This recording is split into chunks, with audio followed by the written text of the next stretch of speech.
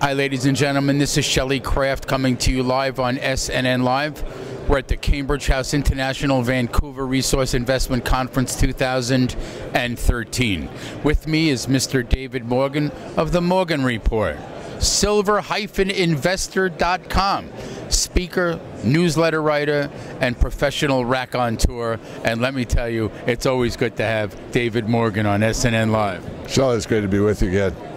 So, we're in the middle of a financial conference catering to resources, and some companies are doing well, some aren't doing so well. There's a market breadth. We're in January. What's going on, David? And you write for the magazine, so I know your opinion is read quite a bit. What's your take, ladies and gentlemen? David Morgan. Well, my take is that it's going to be a good year for resources in 2013, but it's not going to be an excellent year. We're going to see the commodity sector, I think, rise generally speaking. I'm more bullish on the precious metals than any other sector in the commodities, although the food area, the agriculture is one to look at. It's going to be tough because there's so many cross currents in the global economy. What you have is a shrinking credit market where you're getting questions in the bond market. Debt keeps increasing, and some of that debt is being questioned by our trading partners. And then on top of that, you've got the malaise of the markets themselves, so people are holding on to their cash rather than spending it. All that said, I think we're going to see somewhat of a recovery, and we're going to see the velocity of money or the spending habits increase over 2013.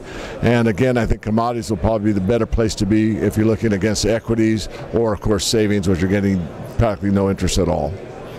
Gold, silver, copper, nickel, iron, magnesium, potash, on and on.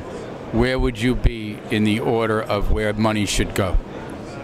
I think the hottest one's probably going to be, again, in the precious metal sector.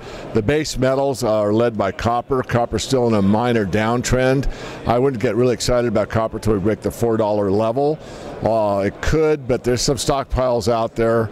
And again, I just feel that it's time to be careful, prudent, and be a really good stock picker. Companies that are making wide margins or making a wide profit are the kind of companies you want to look for. And then there's always opportunity in the microcap sector where you have upstarts and aggressive companies that can move and do things really rapidly. And of course, that's what you can see in some of these journals that, like Shelley publishes, where you've got an opportunity that probably wouldn't be covered by most mainstream press. So there's opportunity always. I think you have to be optimistic always, but you also want to be selective, and you need research to do that. Micro-cap companies, junior exploration, junior producers. Cash, where is it?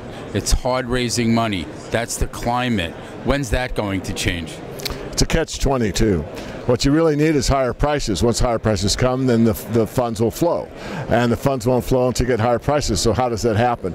I think there's some underlying market keys that are taking place as we speak. And one is this Bunza Bank situation where Germany wants its gold back. And basically, so far what's been stated is it's going to take 7 years. Give me a break. 7 years and it's your gold.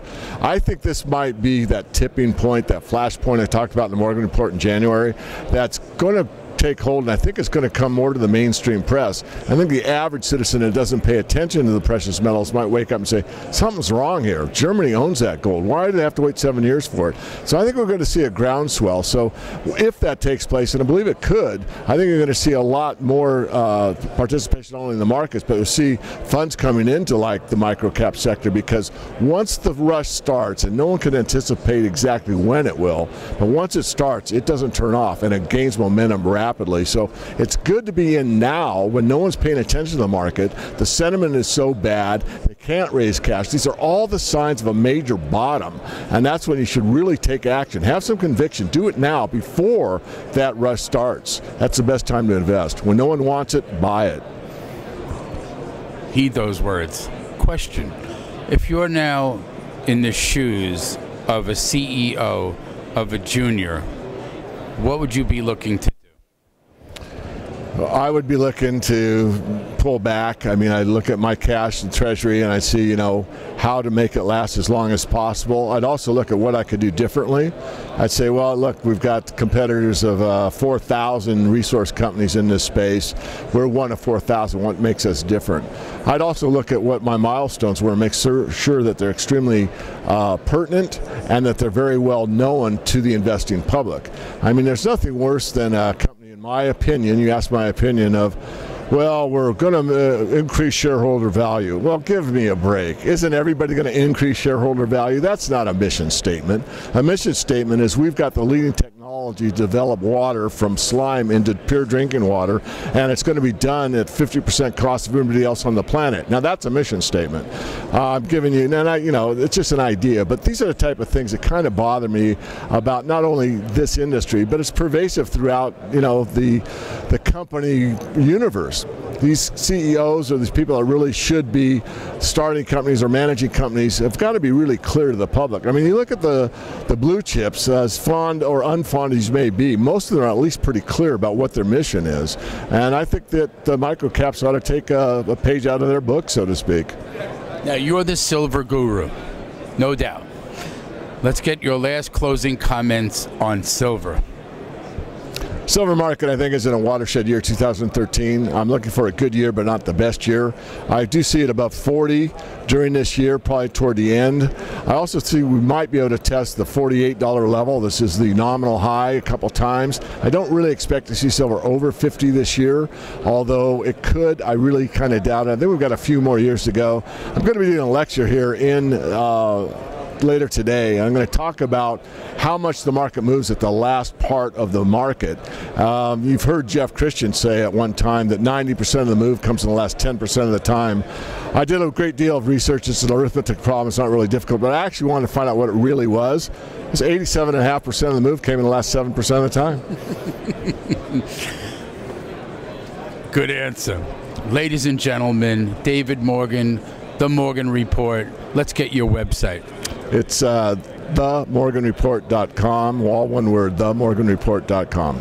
This is the silver-investor.com also.